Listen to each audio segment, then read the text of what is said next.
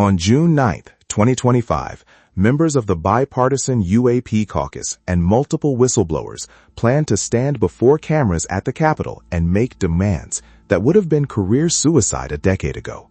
Full declassification of secret programs they say involve retrieved non-human technology. This isn't a fringe rally.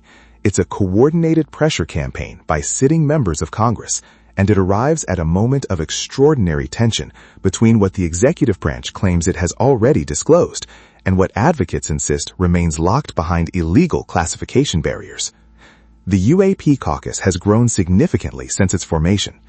Representatives Luna, Burchett, and Moskowitz have been the most vocal since the landmark July 2023 House Oversight hearing. Luna has repeatedly stated she was shown classified imagery she cannot discuss publicly. Burchett has alleged that colleagues have been threatened for pursuing the topic.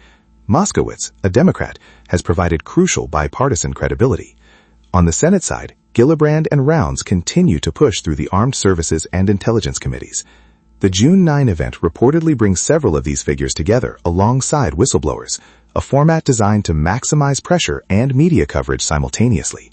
David Grush opened the floodgates. His July 26, 2023 testimony under oath that the U.S. government possesses retrieved craft of non-human origin and has run reverse engineering programs since at least the 1940s was deemed credible and urgent by the intelligence community inspector general. But Grush was a starting point, not an endpoint. The ICIG's office has reportedly received dozens of additional complaints from individuals claiming first-hand knowledge. Several of these individuals have allegedly briefed congressional members in SIFs, sensitive compartmented information facilities. The June 9 event may feature some of these previously unknown witnesses stepping into public view for the first time. On January 23, 2025, President Trump signed an executive order directing agencies to declassify records related to the JFK assassination, RFK assassination, and, notably, UFOs. The order gave a 300-day timeline. Supporters hailed it as a breakthrough, but disclosure advocates quickly identified what they consider a critical loophole. Agencies can petition for continued classification on national security grounds. According to reporting by Liberation Times and others, multiple defense and intelligence agencies have already begun filing exemption requests. The executive order, advocates argue, provides the appearance of transparency while the actual machinery of secrecy continues to function. The June 9 press conference appears designed to call this bluff directly. This is where it gets specific and potentially explosive.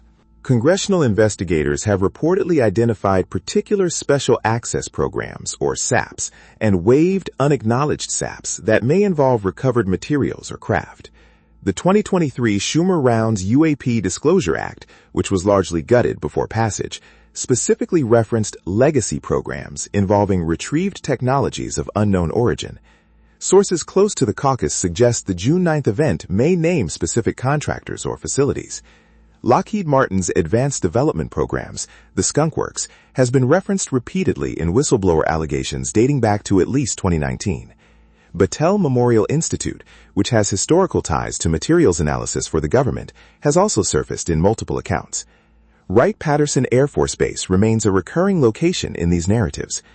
The All-Domain Anomaly Resolution Office was supposed to be the solution. Instead, it has become a focal point of frustration. Former director Sean Kirkpatrick departed in late 2023 after publicly clashing with whistleblower claims. His successor, John Koslowski, took over in 2024 and has reportedly taken a more open posture. But AARO's statutory authority remains limited.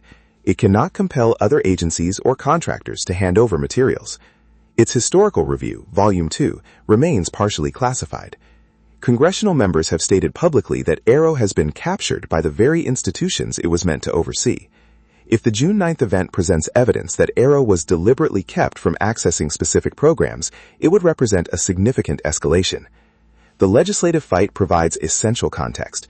The original Schumer-Rounds UAP Disclosure Act modeled itself on the JFK Records Act. It would have created an independent review board with subpoena power and eminent domain authority over recovered materials held by private contractors. House leadership, under pressure from what Luna called ichthyosaur-level defense lobbying, stripped these provisions in December 2023. The watered-down version that passed created no enforcement mechanism. Since then, multiple legislative attempts to restore these provisions have stalled. The June 9th press conference reportedly aims to build public momentum for reintroduction of a full-strength disclosure bill, this time with specific program names attached to make the fight harder to abstractly dismiss. Expectations must be calibrated carefully. Public press conferences cannot reveal classified information. Participants would face criminal liability. What they can do is make specific allegations, name programs and contractors they believe are operating outside legal oversight, and present unclassified or declassified supporting evidence.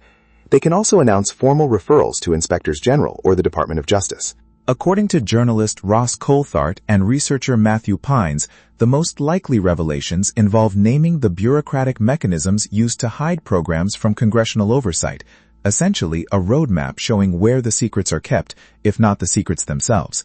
That bureaucratic exposure may ultimately matter more than any single revelation about craft or materials. June 9th will not be the day everything changes. Disclosure, if it comes, will be a process, not an event. But this press conference represents something genuinely new. Elected officials publicly aligning with named whistleblowers to challenge specific classification decisions against the backdrop of a presidential order that theoretically supports their position. The question isn't whether secrets exist. Multiple inspectors general, bipartisan legislators, and sworn witnesses have established that much. The question is whether the political will exists to overcome what appears to be an entrenched, decades-old system designed to ensure that no single branch of government can force disclosure unilaterally. On June 9th, we'll learn whether that will is growing or whether it has already reached its ceiling.